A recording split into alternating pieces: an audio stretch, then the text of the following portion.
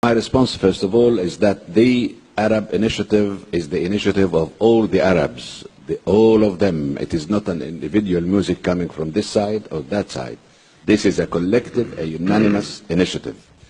On the contrary, we hear different voices representing the point of view of Israel. What we heard today from Shimon Peres is not what other colleagues heard yesterday from Livni, the foreign minister.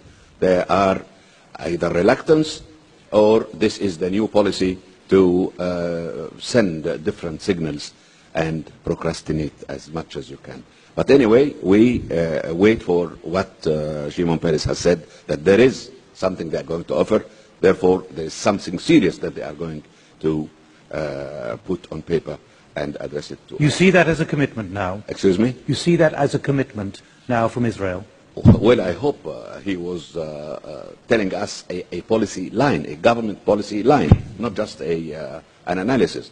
As for the congressman here, I really must refer to something that annoys all of us, which is that the American policy in the Middle East follows the Israeli interpretation of things.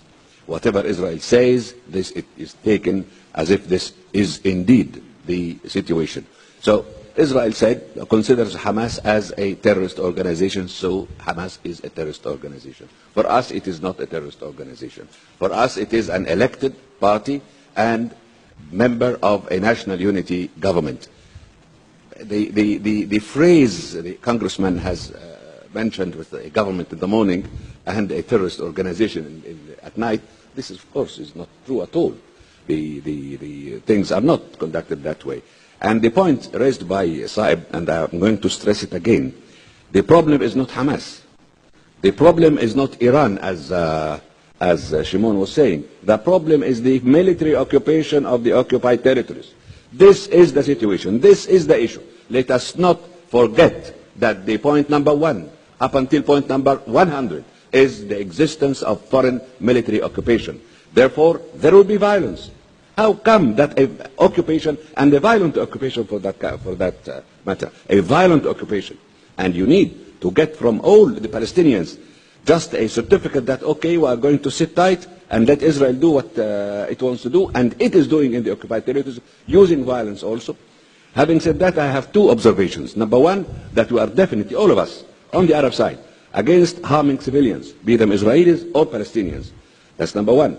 Number two, that the Israeli army in the occupied territories, building settlements in the occupied territories, they do provoke people. They have to have reaction. We cannot call on the Palestinians to sit tight or to accept the occupation or to be just pacified until the Israelis consider the time to withdraw. The other point, which is the last one, you have called on Hamas. Of course, it's not Hamas. You have to call on the government of Palestine, not on one party to do this. To implement the three conditions, recognize Israel, stop violence, and implement the previous agreements, or recognize the previous agreements. I would have agreed with you had you addressed that to the two parties. Violence is not one way, it is a two-way thing. And don't forget that this is a foreign military occupation. I underline that with 100 lines. It's a foreign military occupation that the people ought to refuse, ought to reject. They have to reject. Otherwise, there will be not normal people to accept the presence of foreign military occupation. That's violence. On the recognition, Israel did not recognize the right of the Palestinians to have a state of their own.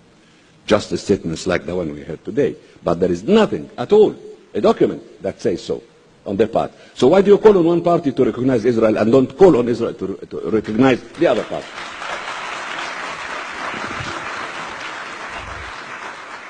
And the third one, about the implementation of past agreements. The record of Israel on implementing past agreements is a dismal record. So call on them also to implement the accords.